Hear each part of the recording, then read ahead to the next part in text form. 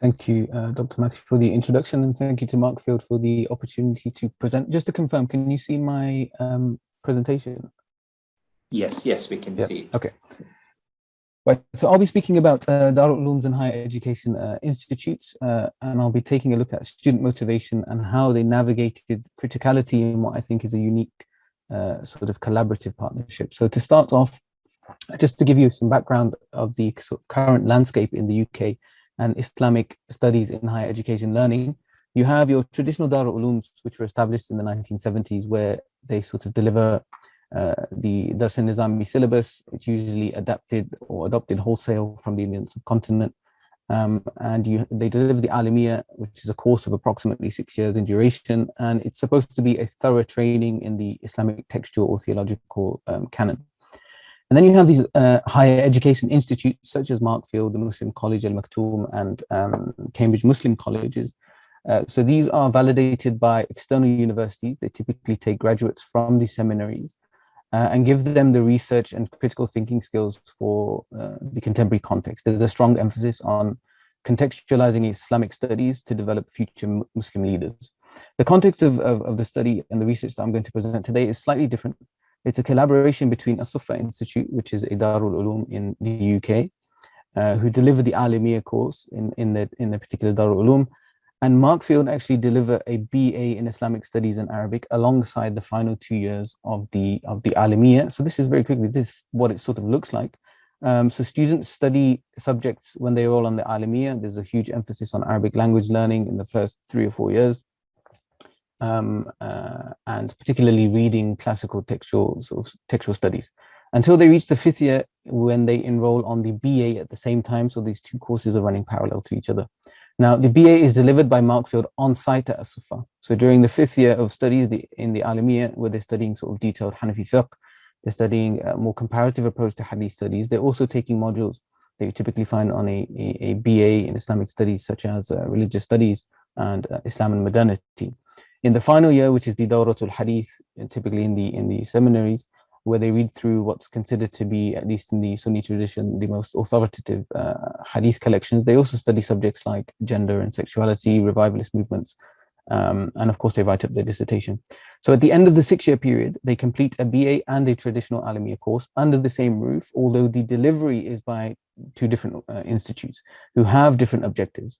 So this represents, I think, an alternative model to what's been offered in the UK till date. So this study itself, I conducted a focus group in an aim to collect primary sort of empirical data. 11 students were interviewed, or they participated in the focus group, both male and female, between the ages of 21 to 25. And they were both enrolled on both the limiyyah and the BA. So this study tries to center the student perspective on their motivation for learning and their experiences of critical thinking. So others, I think, throughout the conference will offer some theoretical insights or some personal reflections. So I'll try my best to explore questions of motivation and critical thinking in higher education from the perspective of these limiyyah and BA students. So, and I'd just like to say, this research it's exploratory in nature. The context is very new, and there's very little previous research to go by. So I won't be doing a whole heap of analysis. One thing I will be doing is, in order to capture the student voice as best as possible, is quoting them in order to present their words, their thoughts in their own words. So very quickly, the research questions are: what motivated students to enroll on and complete the limiyyah course? What motivated students to enroll on and complete the BA in Islamic Studies? What were student experiences of critical thinking in the limiyyah? And what were student experiences of critical thinking during the BA? I'll also say from the outset that I'm not going to problematize the definition of critical thinking, although I think it's important. But the questions which were formulated for the purposes of this focus group were devised with the benchmark standards and criteria set by the QAA for courses in theology and religious studies. So that's the Quality Assurance Agency for Higher Education. They set the standard for the nature of study and academic standards that are expected for graduates in the UK. So this is the criteria as higher education providers that we're held to, which is important to bear in mind when we think about partnerships and there's talk of accreditation. So, I mean, if we look here, there's an awful lot here: textual, historical, theological. So you can see all the words that are sort of underlined: systematic, dogmatic, phenomenological, empirical. But In this focus group, I tried to ask questions particularly around critical self-awareness, the historical and geographical context of texts, and questions around the humanities and social sciences. Right, so in terms of the findings, the very first sort of theme which appeared or emerged was that the students were motivated by their sense of faith, or what some have termed metaphysical motivation. So in the words of the students, they said it's less about the certificate in an academic way. It says you've studied with a qualified teacher and can lead an Islamic life.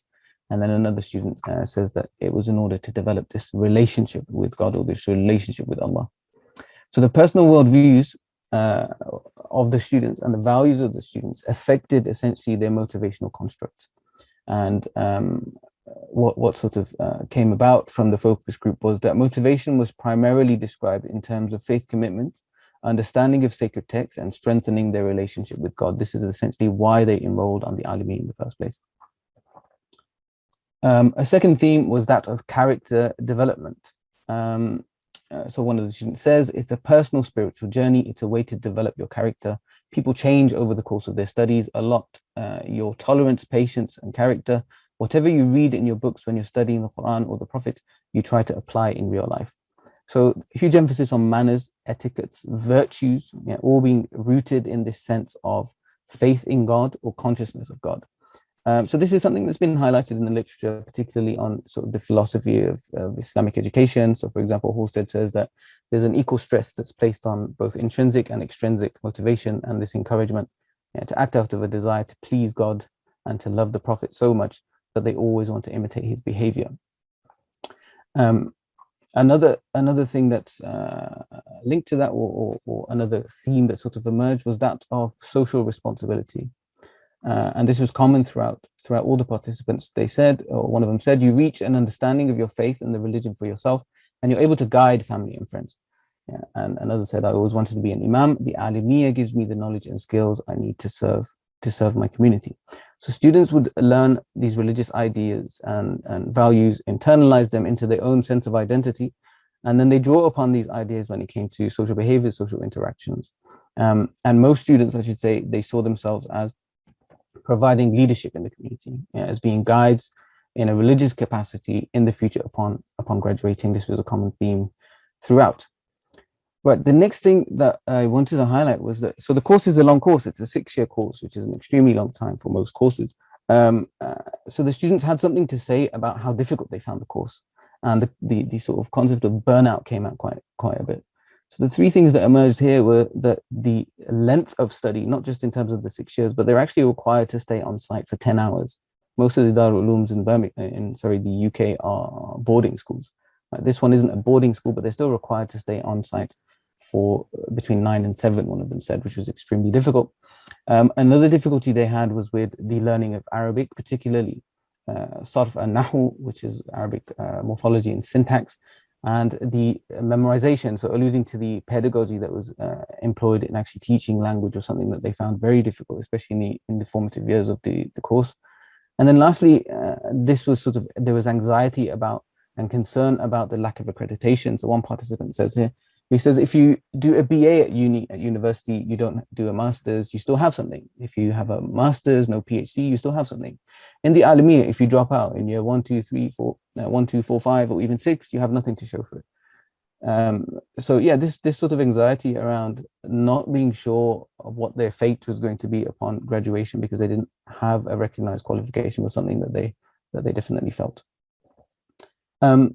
So then students were asked, well, if it was so difficult, if you did feel this burnout and it was such a long course, what caused them or motivated them to continue with the course despite experiencing this type of academic burnout? So this was sort of rooted in two things that they highlighted. One was a very strong student-teacher relationship. In fact, a number of them said that the thing that they would describe as the greatest strength on the Alimiyyah course was this strong student-teacher relationship. And they contrasted it with the very formal relationship that they had with their lecturers.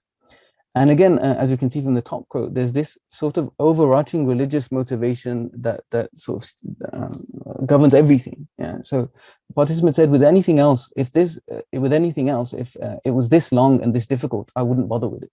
With this, I feel connected to it. It links you to your iman, which is faith. It links you to your faith, which is essentially everything that we build. our lives around.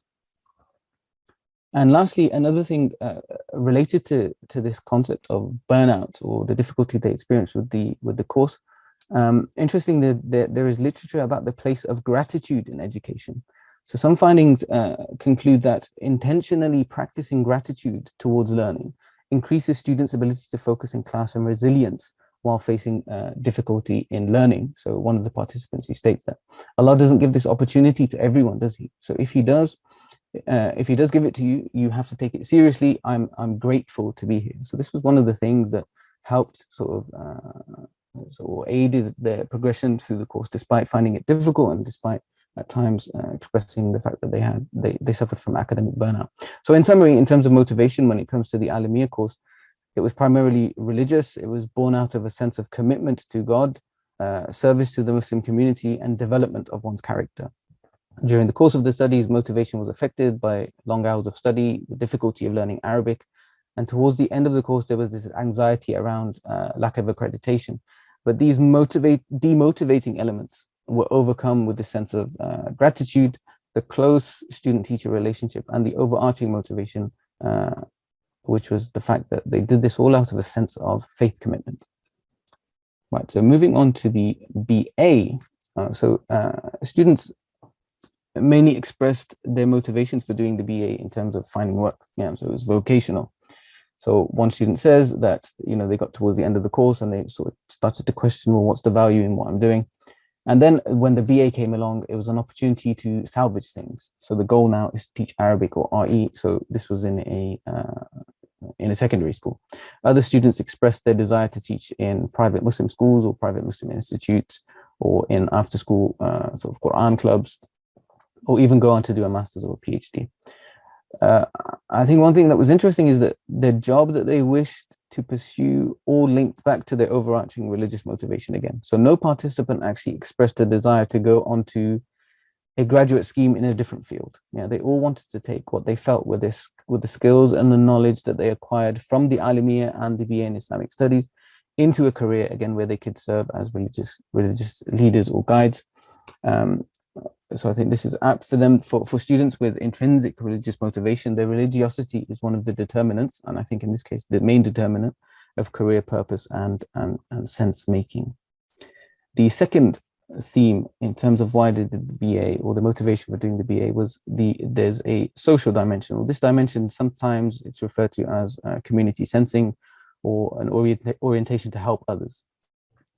And it's usually articulated in terms of engaging with Westerners, or engaging with non-Muslims, or articulating Islam. So one participant says, we can engage with the general public in a conversation about Islam and Muslims.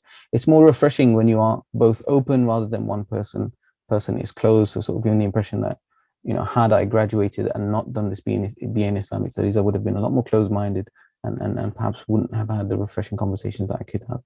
Again, I think all of these link back to this overarching sense of faith, which even underpins this dimension of motivation. Right, and well, lastly on this, this is just an intuitive one. It was just practical, right? Time and place, right time and place. It's at the institute that I'm already studying at, and I don't have to do another 2 or 3 years after I finished. Right, carry on, I'm conscious of time.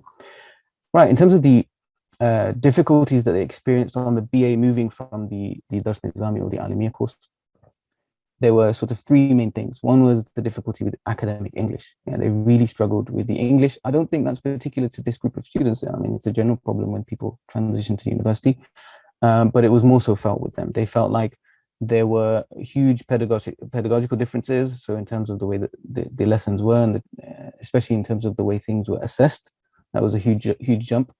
And they felt that the Alamiyyah itself didn't really provide them with any scaffolding. Right, so they had to jump from compulsory education at the age of 16 to a bachelor's degree, and they didn't have anything in between that they felt equipped them to be able to actually deal with the BA in Islamic Studies.